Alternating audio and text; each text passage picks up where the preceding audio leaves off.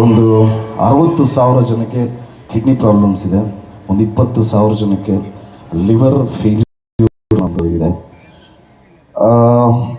ಇಷ್ಟು ಜನಕ್ಕೆ ಅಂದರೆ ಮ್ಯಾಕ್ಸಿಮಮ್ ಜನಕ್ಕೆ ನೆರವಾಗ್ತಾರೆ ಅನ್ನೋ ನಂಬಿಕೆ ನಮಗಿದೆ. ಆ್ಯಂಡ್ ಡೆಫಿನೆಟ್ಲಿ ಆ ಭಗವಂತನ ಅನುಗ್ರಹ ಇದ್ದೇ ಏನೂ ಆಗಲ್ಲ. And God has chosen you sir.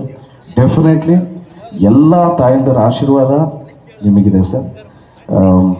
ಗುರುಗಳು ನಮ್ಗೆಲ್ರಿಗೂ ಒಂದು ಇನ್ಸ್ಪೈರಿಂಗ್ ಹೀರೋ ಅಂತಲೇ ಹೇಳ್ಬೋದು.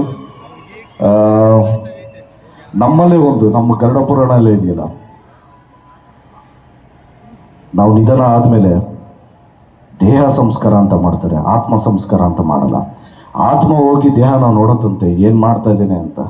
ಸೊ ದೇಹನೇ ನಾವು ಕರೆಕ್ಟಾಗಿ ಉಪಯೋಗಿಸಿದ್ರೆ, ಅಂದರೆ ನಮ್ಮ ದೇಹದಿಂದ ಇನ್ಯಾರಿಗೋ ಜೀವ ಸಿಗತ್ತೆ ಅಂದರೆ ನಮ್ಮ ಆತ್ಮ ತುಂಬಾ ಖುಷಿಯಾಗಿ ಇಹಲೋಕಕ್ಕೆ ತೆರಳುತ್ತೆ ಅಂತ ಹೇಳ್ತಾರೆ. ಸೊ ದಯವಿಟ್ಟು ಎಲ್ಲರೂ ಇದನ್ನು ತಲೆಯಲ್ಲಿ ಇಟ್ಕೊಳ್ಳಿ.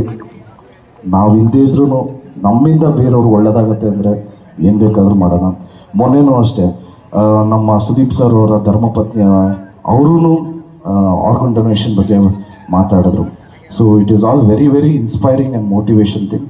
ಆ್ಯಂಡ್ ನಾನು ಮತ್ತೆ ಇನ್ನೊಂದು ಸರಿ ರಿಪೀಟ್ ಮಾಡ್ತಾ ಇದ್ದೀನಿ, ಜೆನ್ಯೂನಾಗೆ is a true leader and a true hero ಅಂತ ಹೇಳ್ತಾ ನಾನು ಮಾತು ಮುಗಿಸ್ತಾ ಇದ್ದೀನಿ.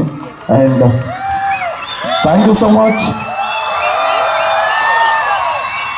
ಜಯ Anjaneya. Thank you so much.